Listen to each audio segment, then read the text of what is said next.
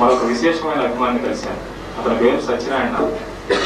కానీ అతన్ని ఆ ప్రాంతంలో అందరూ వాళ్ళ బజార్లో కూడా చివరికి బహుశా వాళ్ళ భార్య కూడా శోభన్ బాబు అంటేనే పలుకుతాడు భార్య. ఆయన కూడా ఈ సందర్భంలో ఇక్కడ ఉన్నాడు, పరిచయం చేస్తాడు.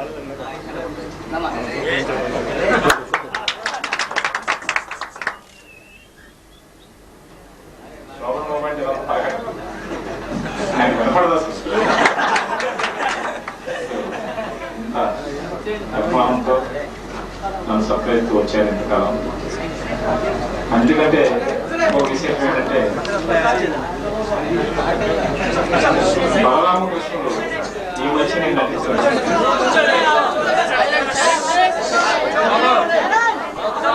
దయచేసి నిజంగా ఈ అభిమానం విశేషంగా నాకు ఈ మధ్య సందర్భం అవుతుంది.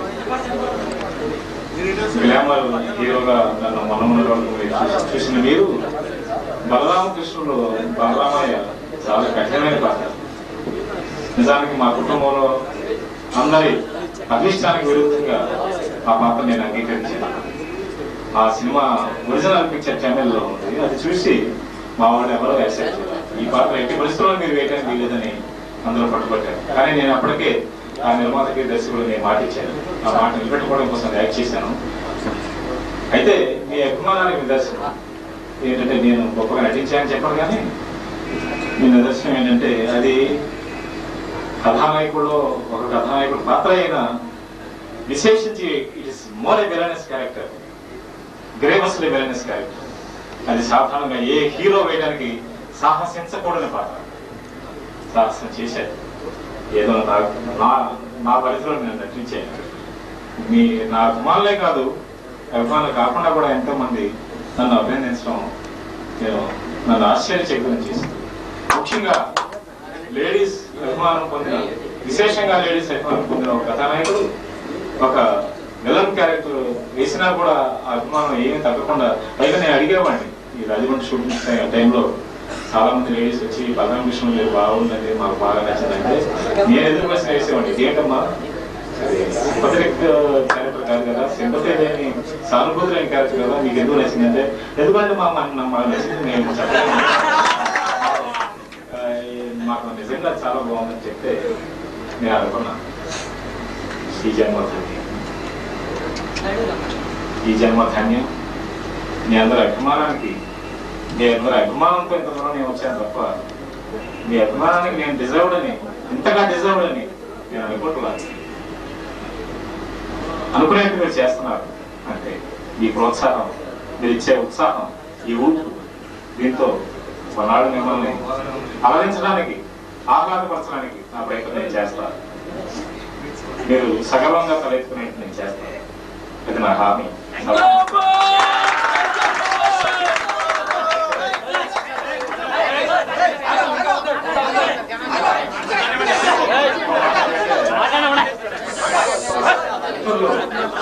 అభిమానులు కొంచెం డిసిప్లిన్ లేకుండా బిహేవ్ చేశారు కాబట్టి వాళ్ళని బిడ్డలాగా క్షమించమని అన్నారు.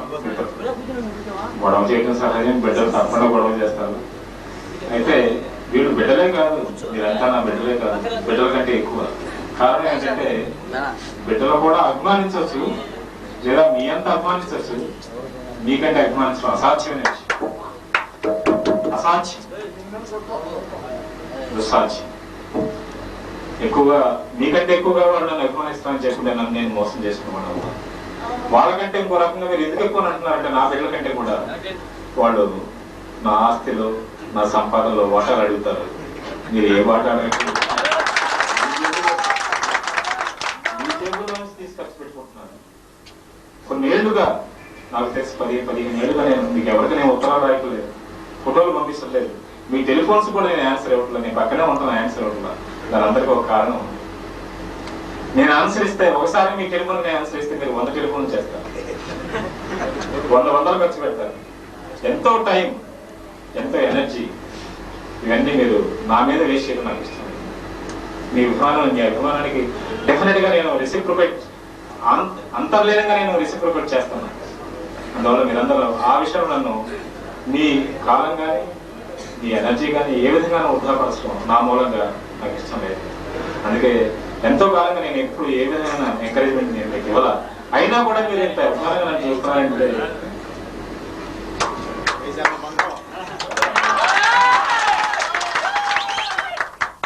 ఎందుకంటే ఇద్దరు కొడుకులుంటే లేదా ఇద్దరు కూతురుంటే ఒకరికంటే ఒకరికి ఒక సెంటు భూమి, కొన్ని వందల ఎకరాలు ఇచ్చినా కొన్ని కోట్ల రూపాయలు ఇచ్చినా ఒక సెంటు భూమి అంటే ఇటు అయితే కొట్టుకుని మనం చంపుతారు. అటువంటి రోజుల్లో ఏమీ ఇవ్వకుండా ఏమీ చేయకుండా కనీసం మీ టెలిఫోన్స్ నేను ఆన్సర్ చేయకుండా మీ లెటర్స్కి నేను ఆన్సర్ చేయకుండా ఇంతకాలంగా నేను చేస్తూ తప్పులు చేస్తున్నా నాకు తెలుసు, ఆత్మసాక్షిగా నాకు తెలుసు నేను తప్పు చేస్తున్నాను.